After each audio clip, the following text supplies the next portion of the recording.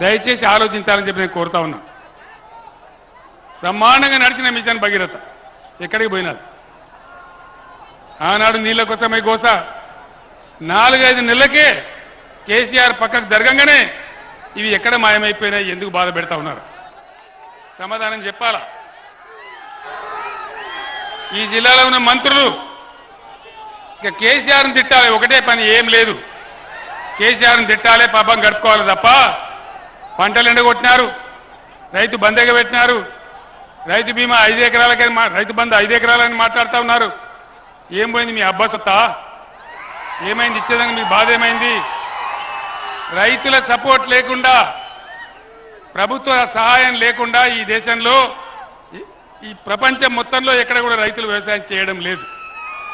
దాన్ని గమనించే భారతదేశంలో మొట్టమొదటిసారిగా రైతులకు అండగా ఉండాలి, రైతు నిలబడాలి, రైతు అప్పులు తీరాలని మేము బడ్జెట్ నుంచి సంవత్సరానికి 15-16 వేల కోట్లు పెట్టి బ్రహ్మాండంగా రైతు బంధు ఇచ్చినాం.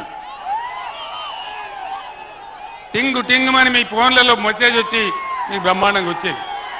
ఏం జరిగింది ఈరోజు? ఎందుకు మాయం చేసినారు? దాని ఎంబడి ఎందుకు పడ్డారు మీరు రైతు బంధం పడి? అదేవిధంగా ధాన్యం వస్తే నేను వస్తూ ఉంటే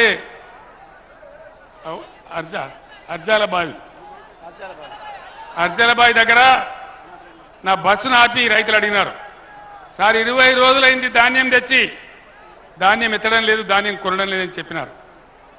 ఎందుకు వస్తూ ఉంది ఈ పరిస్థితి? ఒకనాడు బీఆర్ఎస్ గవర్నమెంట్ ఉన్నప్పుడు ఇదే నరేంద్ర మోడీ నేను వడ్లు కొనని మొండికేస్తే నాతో సహా, ముఖ్యమంత్రితో సహా మొత్తం తెలంగాణ మంత్రులు, ఎంపీలు, ఎమ్మెల్యేలు, ఎమ్మెల్సీలు అందరం పోయి ఢిల్లీలో ధర్నా చేసి నరేంద్ర మోడీ మెడలు వంచి మా తెలంగాణ పండిస్తా ఉంది, మీరు కొనాలేది న్యాయం అని చెప్పి వడ్లు కొనేపట్టట్టు చేసినాం. మద్దతు ధర ₹1 కూడా తగ్గకుండా రైతాంగానికి ధాన్యం కొనుగోలు చేసి వాళ్ళ బ్యాంకులలో వేసినాం. ఇవన్నీ కూడా మీ కళ్ళ ముందరనే జరిగినాయి. ఈ సమస్య అంతా కూడా మీ కళ్ళ ముందరనే జరిగినారు. ఆనాడు పేద బిడ్డల పెళ్లి చేయాలని లేని వాళ్ళు ఉన్నవాళ్ళు ఉంటారని ₹1,00,000 ఇచ్చి కళ్యాణ లక్ష్మి పథకాన్ని పెట్టినాం. వీళ్ళేం చెప్పినారు? ₹1,00,000 కేసీఆర్ ఇస్తున్నాడు, మేము తులం బంగారం ఇస్తామని చెప్పినారు. వచ్చిందా ఎవరికైనా తులం బంగారం? రాదు, ఇయ్యరు. వీళ్ళు బంగారం కాదు, ఇనుము కూడా ఇయ్యరు. ముఖ్యమంత్రి గారు చెప్పినారు, బీఆర్ఎస్ ప్రభుత్వం ఉన్నప్పుడు మేము 2 దఫాలుగా 30,000 కోట్ల రూపాయల రుణమాఫీ చేసినాం, రైతులను ఆదుకున్నాం. ఇవాళ ఉన్న ముఖ్యమంత్రి పరిగెత్తుండ్రి డిసెంబర్ 9 నాడు 10:30 గంటలకు ₹2 లక్షల రుణమాఫీ చేస్తాడు. చేసిందా? మరి ఎందుకు చెప్పినారు? వీళ్ళు అసెంబ్లీలోనే ఉన్నారు కదా, ఆ చిట్టే ఎందుకు ఇట్లా మోసం చేసినారు ప్రజలను?